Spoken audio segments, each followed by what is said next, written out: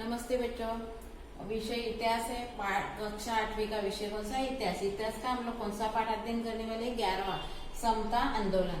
बच्चों, आधुनिक भारत के इतिहास में राजनीतिक संग्राम ये महत्वपूर्ण संग्राम था। और ये संग्राम मानव मुक्ति के सिद्धांत पर आधारित संग्राम था।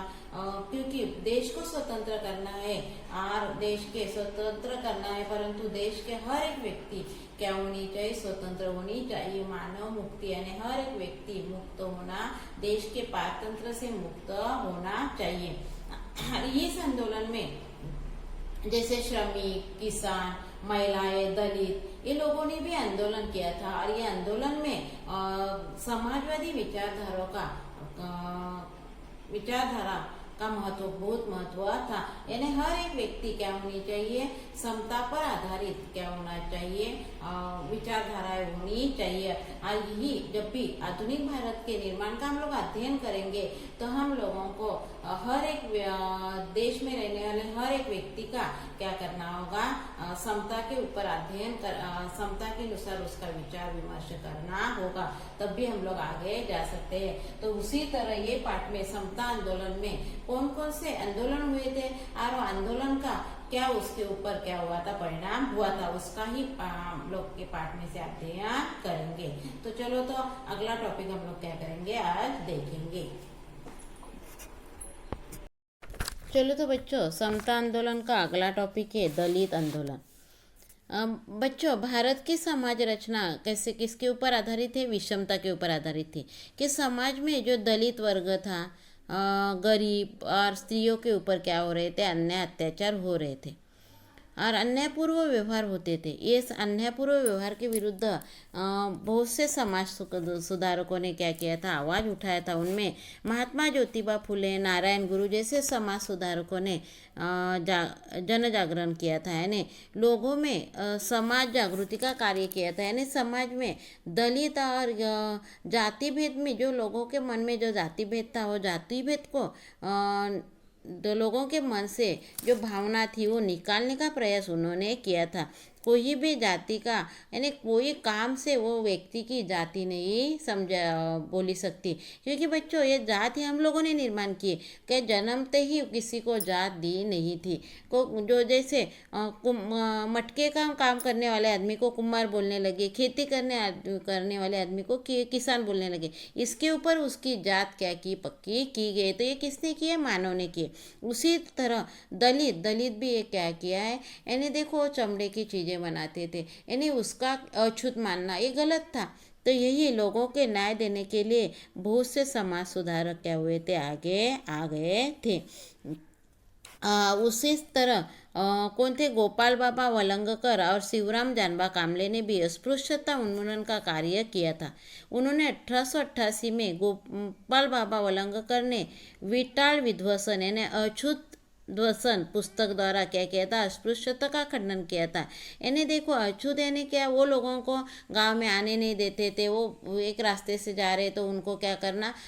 उनके ऊपर वहाँ से हम उच्च जाति का व्यक्ति जाता था तो वो क्या करता था? उसके ऊपर पानी छिड़कना, यानी बहुत कुछ। उनको घर में आने नहीं देना, गांव में आने नहीं देना, उनको विद्यालय में प्रवेश नहीं मिलता था, उनको मंदिर में आने नहीं देते थे। यानी ये जो लोगों के मन में भावना थी वो भावना निकालने का कार्य इन्होंने किया था।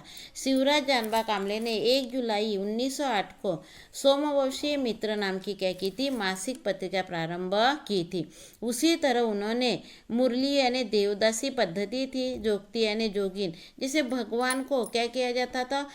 किसी को बच्चा नहीं होता था, तभी भगवान को क्या करते थे? नवस बोला जाता था, मनाया जाता था कि मुझे पहला बच्चा हो जाएगा तो मैं आपको अर्पित करूँगा। और वो बच्चे की शादी नहीं करते थे, वो भगवान की खाली पूजा करते रहते थे। ये जो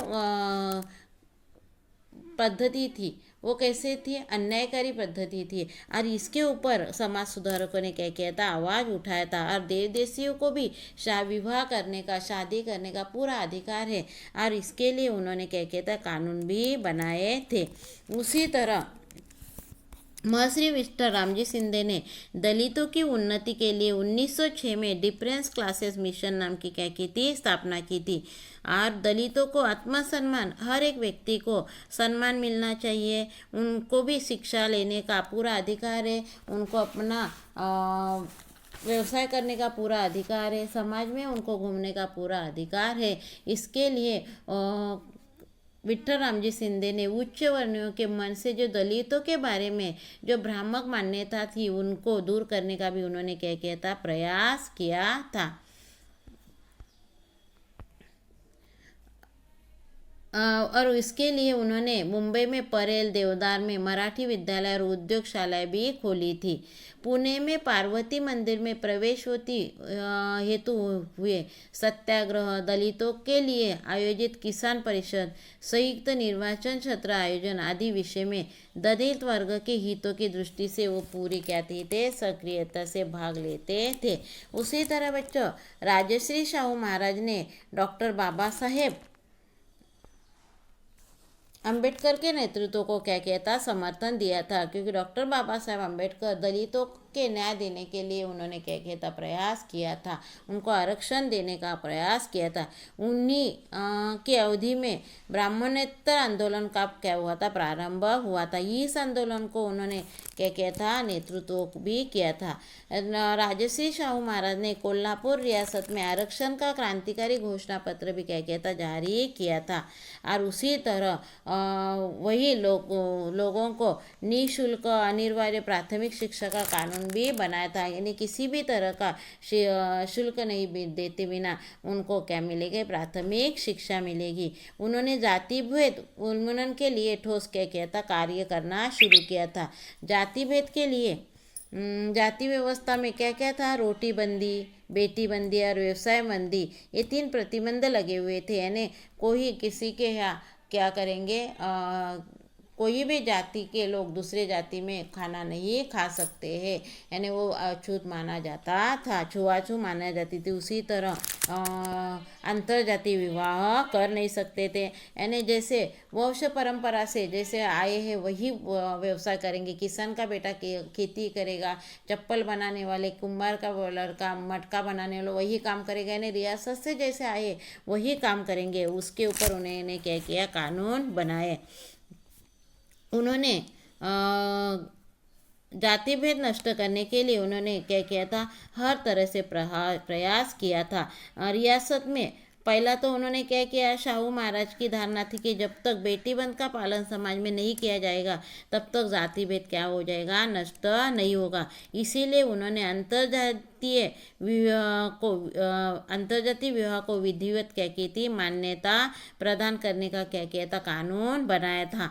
उसी तरह उन्होंने क्या किया था, दलितों लोगों के हाथों से भोजन ग्रहण किया और रोटी बंदी सार्वजनिक रूप से क्या की थी, ठुकरा भी दी थी। दलितों के हाथ से उन्होंने क्या किया था, खाना खाया था, क्योंकि समाज परिवर्तन करना एक महत्वपूर्ण कार्य उन्होंने क्या किया था, हाथ में लिया था।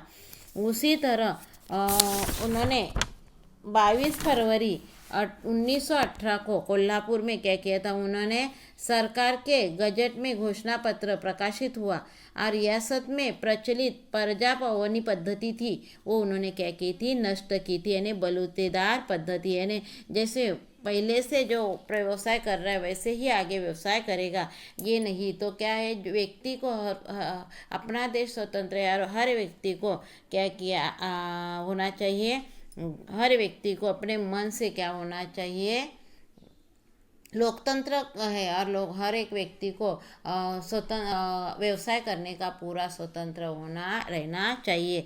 और इसीलिए सभी को अपने पसंद का व्यवसाय चुनने का और करने की अनुमति प्रदान की गई। और जैसे किसान का बेटा आगे जाकर नौकरी भी कर सकता है, यानी कोई भी व्यवसाय करने वाला व्यक्ति दूसरा व्यवसाय भी कर सकती है। शाहू महाराज ने व्यवसाय स्वतंत्रता प्रदान कर एक तरह क्या किया था, सामाजिक दास्ता से लोगों को क्या किया था, मुक्ति दी थी। यानी इसी तरह दलित आंदोलन के साथ साथ लोगों में होने वाले अन्याय को दूर करने के लिए हमारे समाज सुधारकों ने क्या किया था, प्रयास किया था।